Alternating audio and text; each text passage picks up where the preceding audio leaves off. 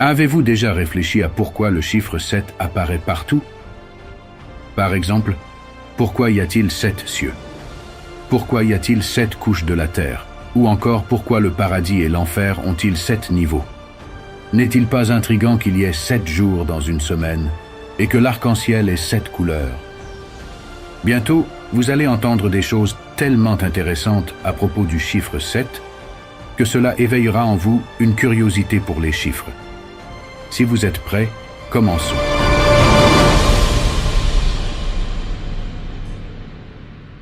Depuis des milliers d'années, les scientifiques utilisent les mathématiques pour comprendre et interpréter l'univers et le cosmos. Selon le cosmologiste Max Tegmark, l'univers tout entier est composé de mathématiques. Dans la croyance islamique, Allah Azza wa Jalla a créé l'univers avec des mathématiques sans pareil. Nous pouvons observer cela dans presque tout. Par exemple, à première vue, un arbre ordinaire avec ses branches apparemment désordonnées et ses feuilles partout semble très chaotique. Mais lorsque nous examinons les détails, nous constatons que chaque détail de l'arbre existe en réalité dans un ordre mathématique codé. La disposition des feuilles, autour des branches, leur nombre et même leur forme symétrique sont miraculeusement formées selon un certain ratio mathématique. Les feuilles elles-mêmes sont disposées dans une forme géométrique spécifique, de manière à ne pas se faire ombre mutuellement.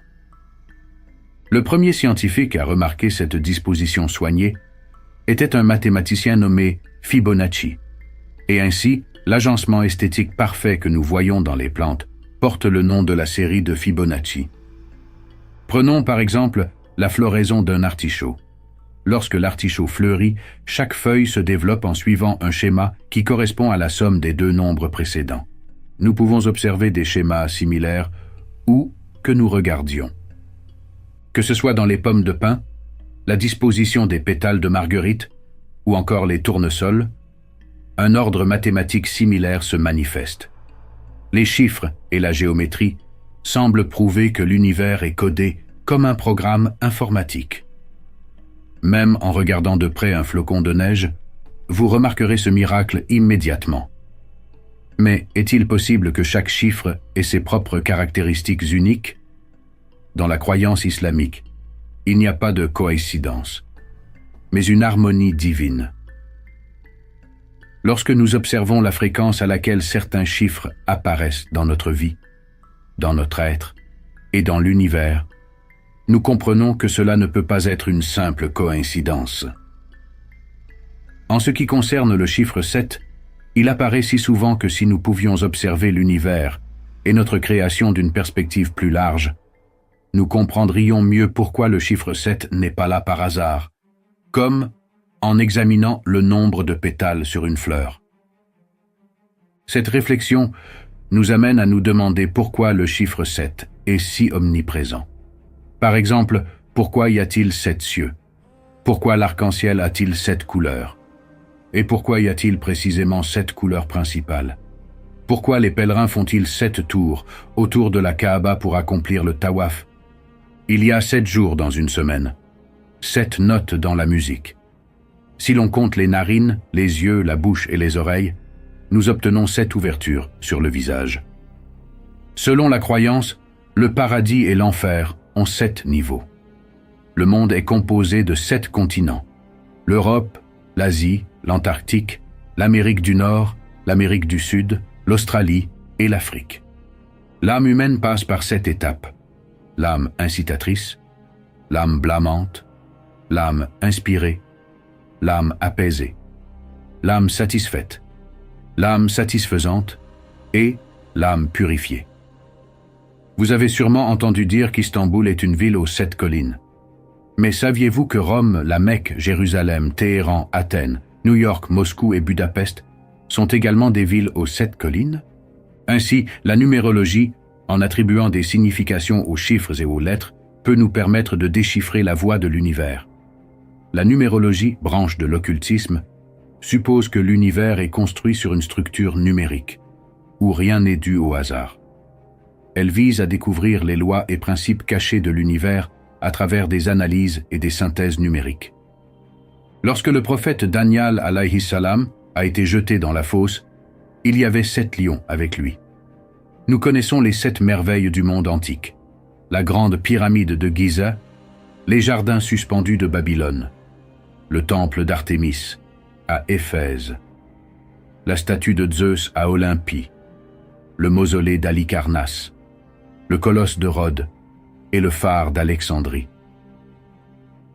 Aucun chiffre parmi les principaux ne se divise parfaitement par 7. Le résultat est toujours un nombre décimal répétitif à l'infini. Le fait que 7 ne puisse être divisé par aucun autre chiffre et ne participe à aucune autre opération lui a valu le surnom de chiffre vierge. Dans le soufisme, 7 est le chiffre de la sagesse. Soyez généreux et serviable comme un ruisseau, compatissant et miséricordieux comme le soleil, discret sur les défauts des autres comme la nuit, calme et paisible comme un mort, humble et modeste comme la terre, tolérant comme la mer, et soyez tel que vous apparaissez ou apparaissez tel que vous êtes. Vous avez sûrement entendu parler des 7 conseils de Mevlana. Les musulmans, lors du pèlerinage, effectuent 7 allers-retours entre Safa et Marwa. De même, lors de la lapidation du diable pendant le Hajj, les pierres sont lancées en suivant un certain nombre déterminé. Le rituel de la lapidation du diable commence le premier jour de l'Aïd, où chaque pèlerin jette 7 pierres. Les 2e et 3e jours de l'Aïd, il jette 21 pierres par jour, 7 pierres pour chaque des 3 jamaras. Ceux qui passent la nuit à Mina jettent 21 pierres supplémentaires le 4e jour, soit un total de 70 pierres. Lorsqu'une personne est en position de prière, sujud, 7 parties de son corps touchent le sol, les 2 genoux, les 2 paumes, les 2 pointes des pieds et le front. La première sourate du Coran, Al-Fatiha, contient 7 versets. Bien que le chiffre 7 soit fréquemment rencontré dans la foi islamique, il apparaît également dans de nombreuses autres traditions. Par exemple, chez les Juifs, le chandelier sacré, Menorah, comporte 7 branches. À ce propos, en parlant du film 7 ans au Tibet, avec Brad Pitt, il convient de noter qu'il existe 7 Bouddhas au Tibet. Les adeptes du Nouveau Testament croient qu'à l'approche de l'Apocalypse, Allah Azza-wa-Jal enverra une série de jugements sur le monde, représentés par 7 sceaux, 7 trompettes et 7 coupes.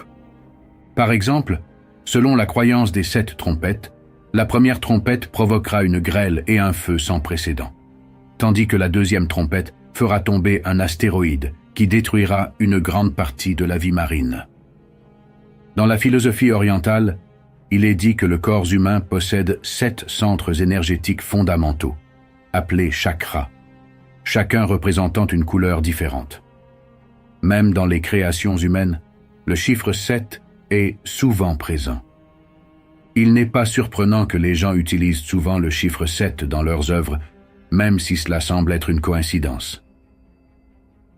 Pensez à Blanche-Neige et les 7 nains, ou à l'agent 007, James Bond.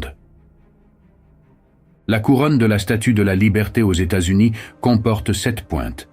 Le chiffre 7 est également très important pour les Juifs, qui prêtent attention aux événements liés à ce nombre.